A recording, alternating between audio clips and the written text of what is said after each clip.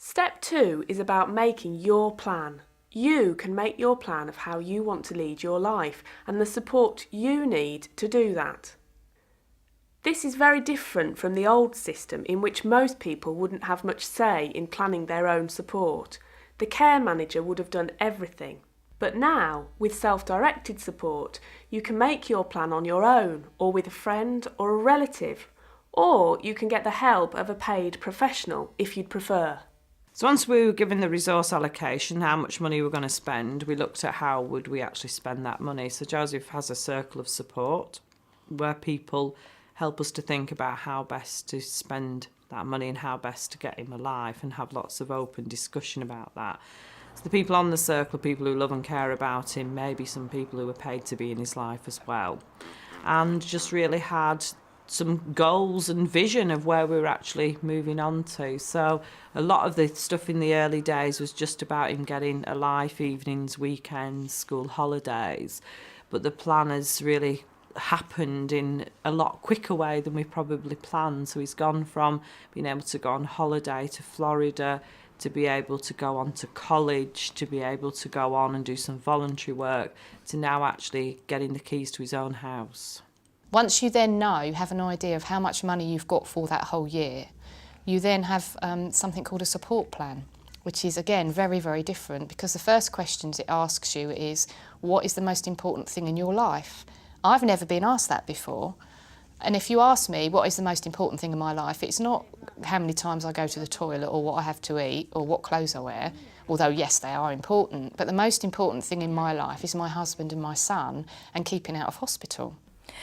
In the support plan, we looked at a 7-day a week, and we looked at what natural support he would have, and what two-to-one support he needed, and what one-to-one support he needed, what activities he did during the day, what leisure time he had at night, what chilling out time he did in the evening or at weekends, and we looked at all that and planned it together, me and my husband. What Individual Budgets has really done is help people to think about doing things in a very different way. And for some people that has been quite difficult, because they felt that there isn't permission to do that, or it's not okay to do it. So we've spent a lot of time with people reassuring them that actually it's fine, and the solutions people often come up with are a whole lot better than the solutions we have. I made my plan with Karen, my wife.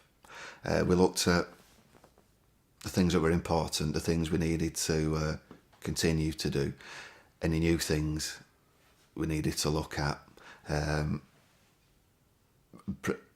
Pretty much what could we do to carry on living as we had been. You know, we've always said we just want a life, we don't want a service. Well, I had to make a plan with my social worker, and she asked me what I liked doing and what I didn't like doing, and what I would like Pam to do, and what I could actually do with Pam. If I wanted to go anywhere and do things, I can do it, and pay people to take me. I thought about my own care needs first, then my family needs. That is my role as son, dad, and grandparent. Lastly, my own enjoyment. So did you enjoy writing your support plan? We need to put down things we can't do. But you have to do that to identify what you want to change, yes. So it's something you have to go through to get a better outcome, yes. For some people, what they like to do is talk to someone else who is already using an individual budget. Few things I thought were great when the social care staff and the old individual budgets users were assisting the new people who were thinking of going on individual budgets, and said to think outside of the box when doing our support plans. I made my plan with my mum, with a family friend, and with help from Caroline Tomlinson. And we spent not ages, but a time talking about it, and then putting things down on piece of papers and all this lot. And then eventually we asked Caroline down and she looked at it and all, you know, and she helped us. And then we sent it in and it was all agreed. And everyone said that's the best plan they've ever seen in their careers. I think the most important things about the support plan was the flexibility and the choices. Keith knew himself where he needed the support and where he needed the help. He knew really best how to help himself. And it was just taking that and adapting that into the support plan. Some of the things were quite imaginative, but for him, it's changed his life. I think thinking of my plan was quite a good experience, really, because it gave me some time to think what I want to be doing.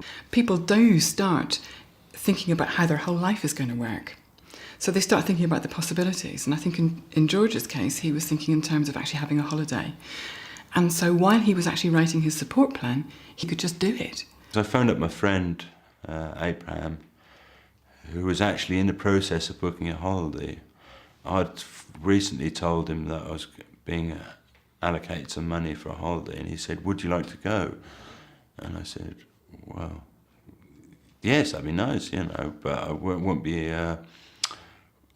infringe on your privacy with your partner." And he said, "No, not at all. You're like a brother to me." And it was so. And he said, "We're going to Tunisia," and I said, "How much is it?" And I said, "Book it." So they booked it, and I wrote them out a cheque to pay for it. I know that in George's case that his care coordinator was talking in terms of respite care for him. Now, the respite care would have been in a registered home, so he would have had a break from his home, but it would not have been as life-enhancing, I think, as going somewhere like Tunisia.